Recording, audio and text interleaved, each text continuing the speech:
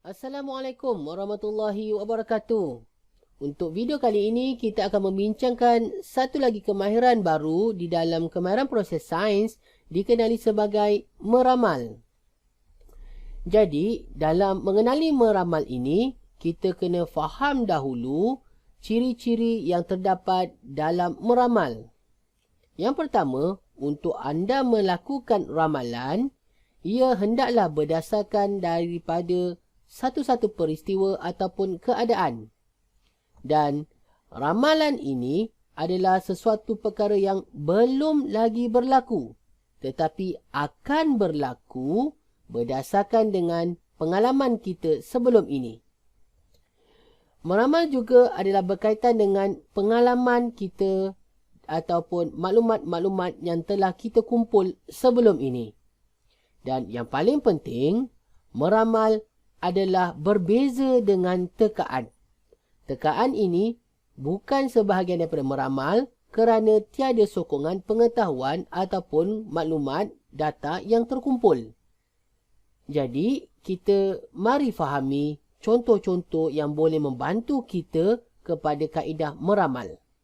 Yang pertama, saya paparkan anda situasi ataupun cuaca yang sedang mendung.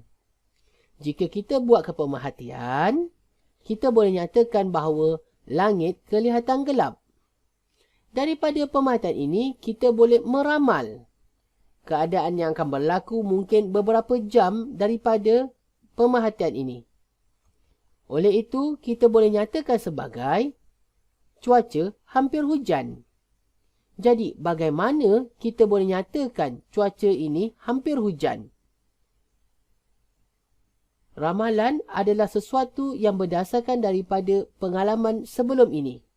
Oleh kerana sebelum-sebelum ini kita pernah menjumpai situasi mendung dan berlakunya hujan, maka kita boleh meramalkan keadaan hujan berdasarkan daripada pengalaman yang lepas.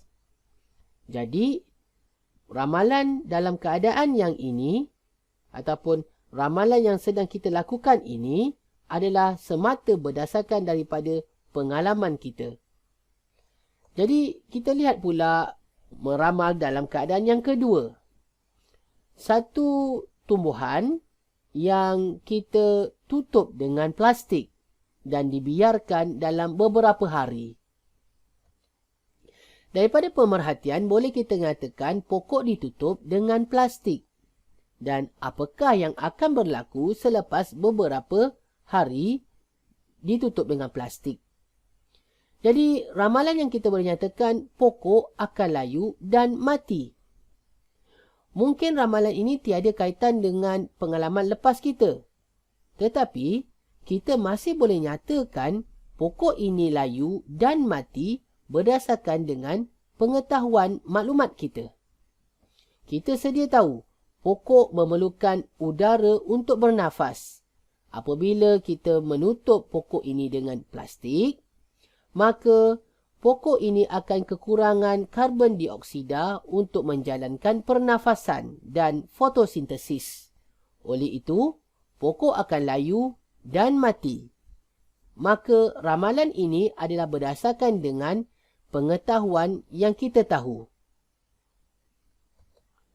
Contoh yang ketiga pula, kalau kita lihat jadual yang diberikan, kita nampak dalam tempoh pemerhatian 28 hari, dicatatkan tinggi pokok daripada rendah 4 cm kepada ketinggian 10 cm menjelang 28 hari. Jadual ini merupakan maklumat yang kita ada. Jadi, daripada pemerhatian kita tahu, tinggi pokok menjadi semakin tinggi ataupun tinggi pokok bertambah. Jadi, ramalan yang kita boleh nyatakan, tinggi pokok akan menjadi 14 cm pada hari ke-35. Yang mana, hari 35 ini kita belum lagi jumpa. Oleh kerana kita memiliki data daripada 7 hari hingga 28 hari, kita boleh meramal ketinggian yang akan berlaku menjelang hari ke-35.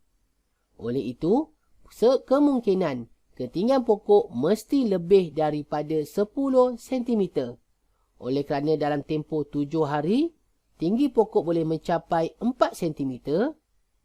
Jadi, ketinggian pada hari yang ke-35 adalah sejumlah 10 cm dan dianggarkan tambah lagi 4 cm menjadi 14. So, diramalkan ketinggian pokok adalah berdasarkan daripada data jadual yang diberikan.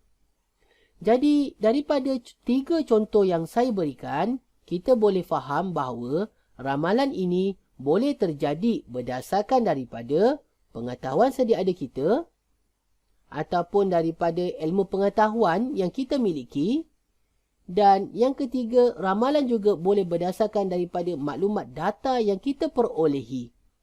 Jadi, ketiga-tiga bentuk maklumat, pengalaman dan pengetahuan ini boleh kita unjurkan atau kita ramalkan kejadian yang masih belum berlaku yang dikenali sebagai ramalan. Kesimpulannya, ramalan adalah penyataan tentang perkara yang akan berlaku. Dan ramalan perlu berpandukan kepada pengetahuan sama ada pengalaman sebelum ini ataupun data maklumat yang kita kumpul. Kesimpulan daripada pembelajaran kita ini adalah yang paling penting, meramal tidak serupa dengan tekaan kerana tekaan tidak perlukan maklumat untuk kita menyatakan perkara yang akan berlaku. Sekian sahaja pelajaran kita hari ini.